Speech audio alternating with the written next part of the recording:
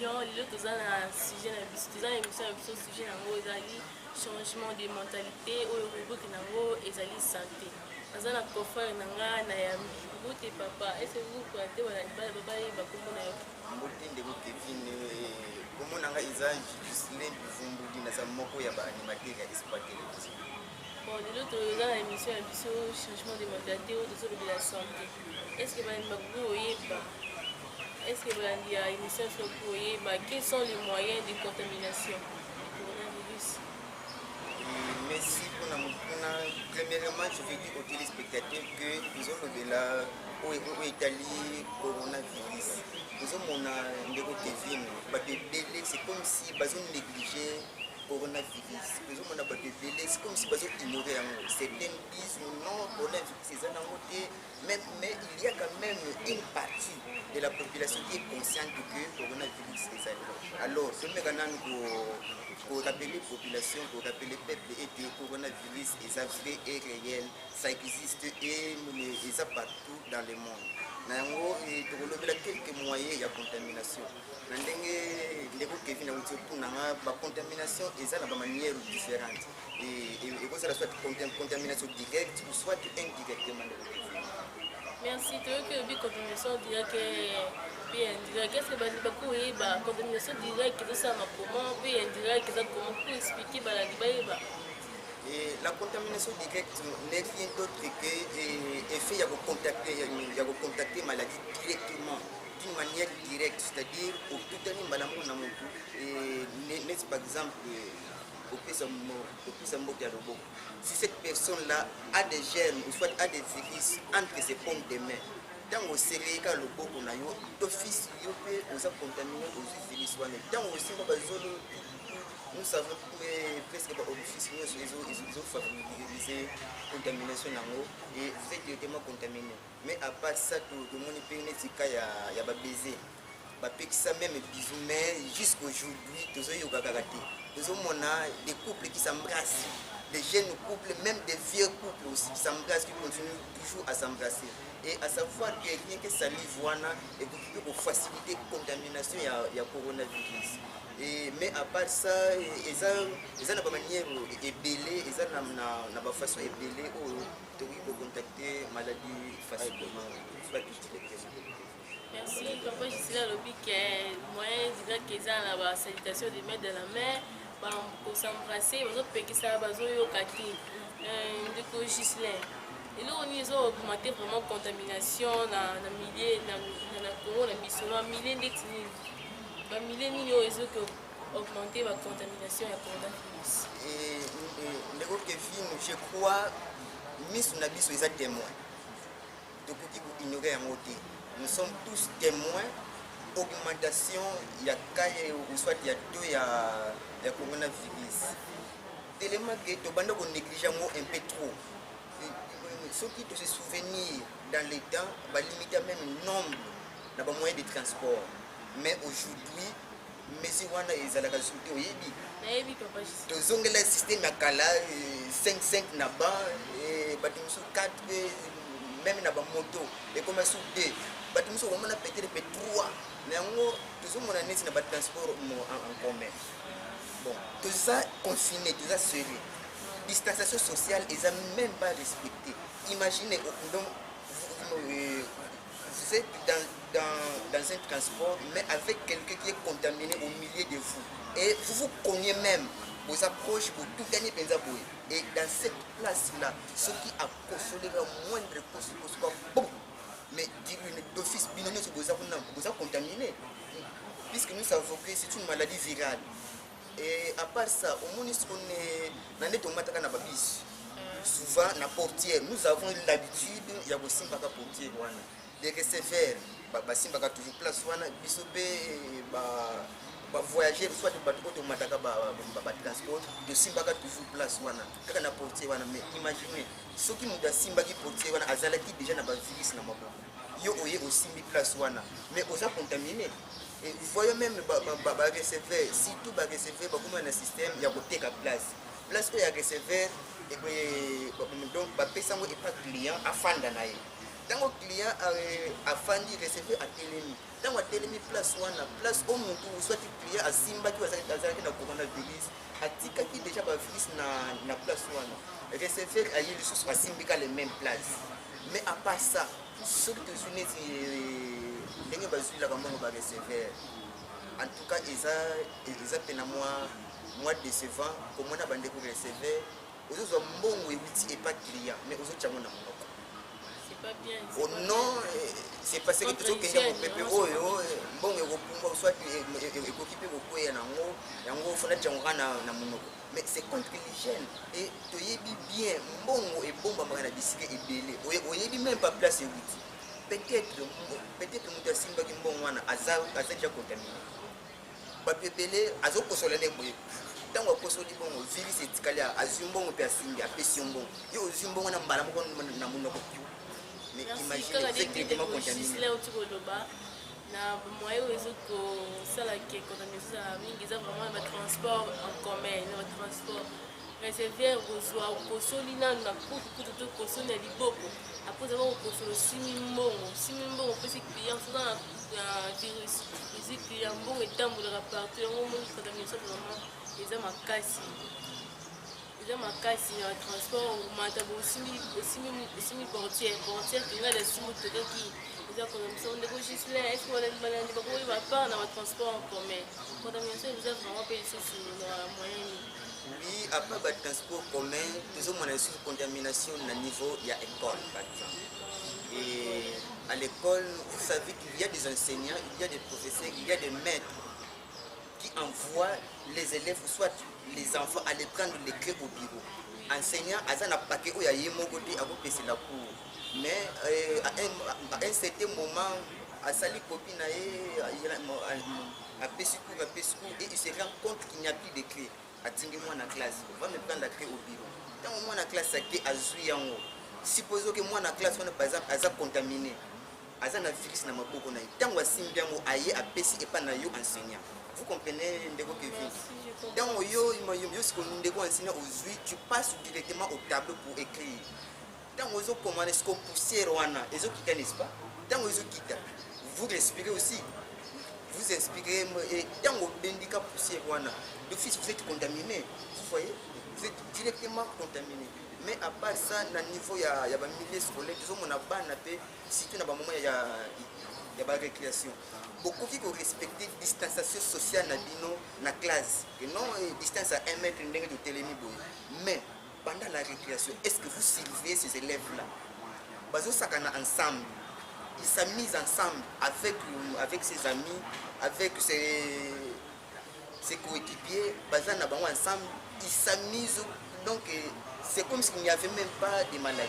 Et ils ont parmi moi ils ont facilité contamiser puisque moi, je suis ici, moi, je suis peut-être contaminé.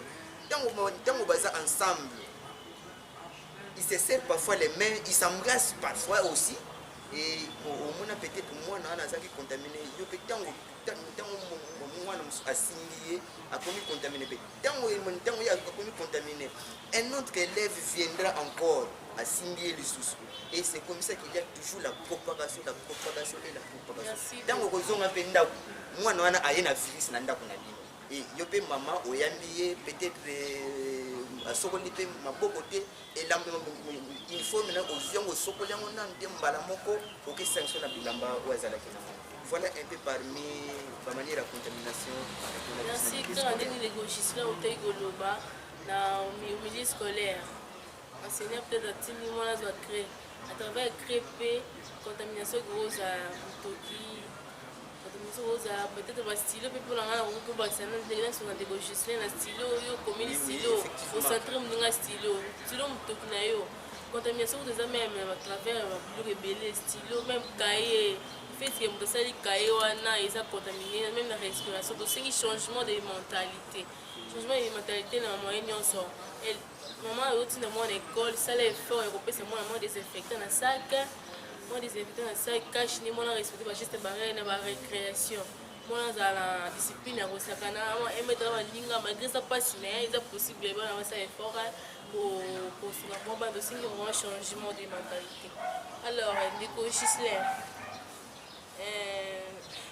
décogislin alors bageste barrière osenga comment ndenge nini tokoki kosala mpona koevite bacoronavirus ya bageste barrière.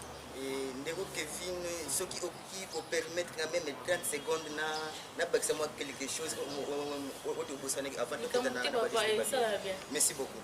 Et toujours toza na mode de contamination tolobeli école transport en commun mais souvent tolobelaka mingi babar te baboîte de nuit souvent tolobelaka ngo te même na ele bapesaki mibeko olata bakache ne distanciation sociale tomonaki baexigeaki na baéglise bathermoflage mais kende okotala na babar est-ce qu'il y a des thermoflages, est-ce qu'il y a des lave-mains. Excusez, de Gogis, est-ce que Madame Bakou et votre thermoflage c'est quoi? Parce que monsieur c'est vraiment que échappé moment les qui a écouté bien un thermoflage, vous pouvez expliquer qu'est-ce que le thermoflage c'est quoi?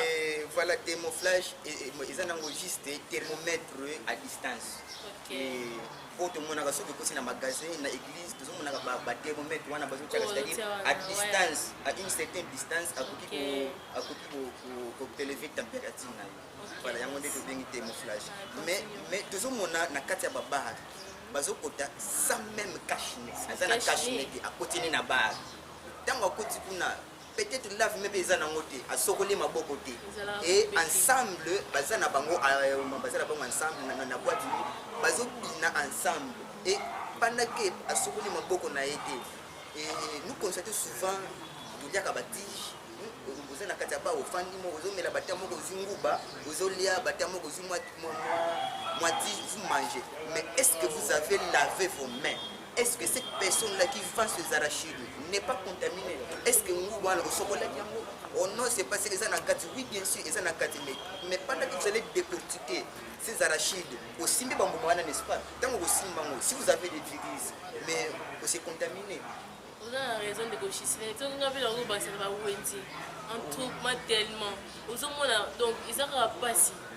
Na Congo na biso nzambe ngala chance sungi vraiment et tayi makasi de na ba wenzi en tout monde na ba wenzi pilipili kaka na mabele ata mo ka pilipili to manga n'importe quel lot na mabele voilà vraiment ils ont propre c'est contre l'hygiène ba wenzi tout monde ba bili sambo bato ba kena kizana etinga kuna kena kizana bato ba kena kizana tout monde tala bato belé oui vraiment tout comment de comment ba bezo insulter na wenzi nani ngabo la kashi population est bonne royoka to sa te mais on pense que maladie ko zo yo monde ko za risque dans ce ko kufa ato ko kufa te mais souffrance on a yo monde ba wende vraiment peut to beta c'était partout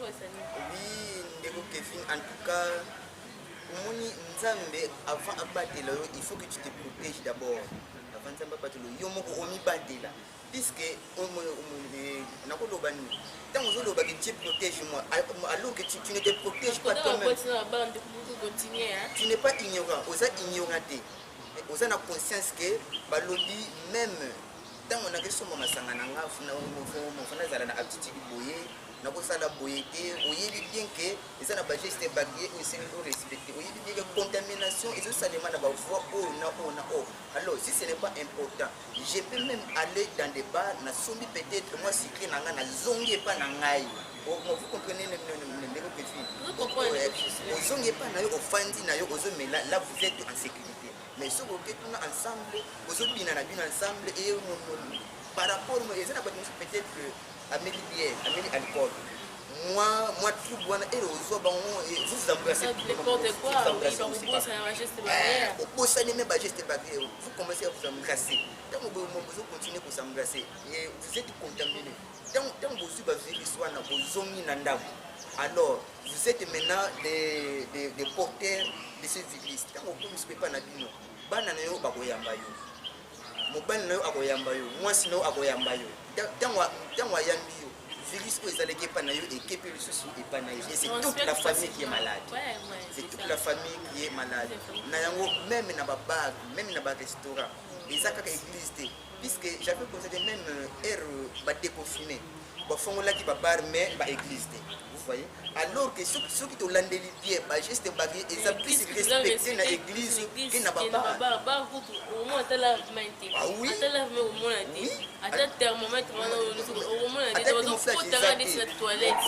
Bozokota donc en cascade na moutillage, imaginez de votre vie.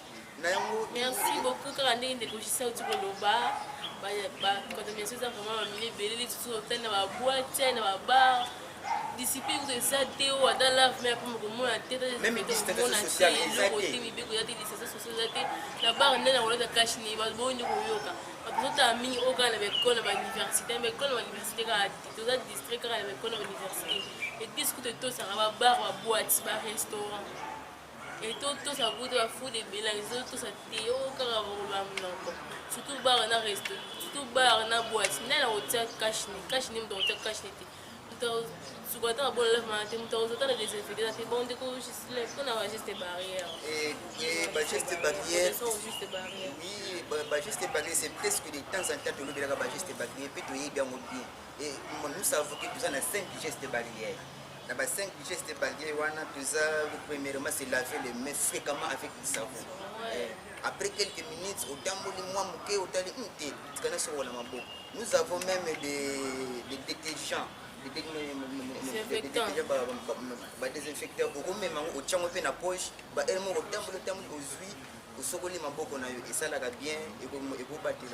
Mais à part ça, nous savons bien que nous ne pouvons plus, depuis ce dernier temps, depuis que la COVID-19 a déclenché, nous ne pouvons plus serrer les mains aux autres.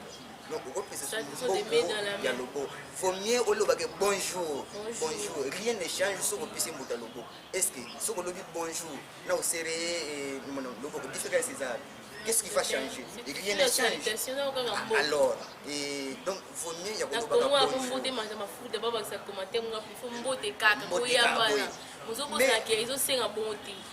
ce n'est même pas nécessaire. Ce n'est pas aussi obligatoire. Et alors, à part ça, ceux qui ont ligne au toussé, vous sentez que vous avez une toux. Ne toussez pas avec votre pomme de main. Toussez avec votre coude. C'est comme ça. Voilà. Puisque vous évitez peut-être César. Alors, il faut mieux dans le sens où. Mais à part ça, dans le milieu public, tout le monde a tapé un masque. Dans le milieu public, vous avez des places où vous avez peut-être 3, 4, 5, soit 10 personnes. Et vous pas là, vous avez caché dans le alors, changement de mentalité.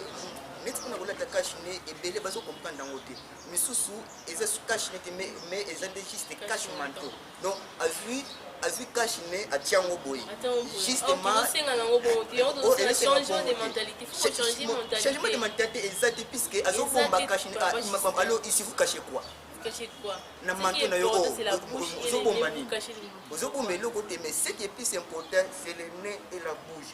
Et ce qui est par exemple na lunette na yo ezape mieux ya ko placer wana miso na pour protéger miso na mais eza cache manteau mais eza cache nez alors il faut la masque na yo pena normalement et ko kende ti na ba niveau wana dire mais à part ça aussi tout ce bena la distanciation sociale wana eza 5e geste barrière distanciation sociale être au moins à une distance de 5 de 1 mètre envers l'autre mais tout ce monde est belé tout ce pour le transport nous sommes toujours confinés, nous sommes toujours confinés, nous sommes toujours confinés en tout cas, on a peut-être plus de 10 personnes. C'est un geste de barrière, ils ont punition, c'est simple. C'est laver les mains, ce n'est pas simple. C'est simple. Pour l'attaquer, c'est simple. Alors, je pense que les langues. Merci pour la protection juste barrière. C'est laver les mains régulièrement avec du savon. Ne pas se saluer la main dans la main. Tousser au niveau du coude, pas comme ça, mais au niveau du coude. Porter le masque au milieu public. Distance de 1 mètre vers les autres. Merci beaucoup de Gislaine, de combien de l'émission pour la construction. Le mot de la fin, pour le babalandi, c'est Premièrement, je vous remercie pour votre fidélité sur Espoir Télévision. En tout cas, les fidèles téléspectateurs, nous vous remercions pour votre fidélité. Toujours vous disposez votre temps à nous suivre, à voir ce qui se passe ici en RDC et pourquoi pas aussi ailleurs. Nous vous remercions et nous devons continuer pour informer bien aussi que Espoir Télévision est formé par... C'était changement de mentalité. Et voilà, oui, merci beaucoup. Et Espoir Télévision et continuer pour former Batou. Il y a Ebélé, puisque il y a une formation dans le domaine à part criminologie. Là, puisque certains transforment des messages à leur manière. Il y a une formation sur tous les domaines. Sauf criminologie, non, à part ça.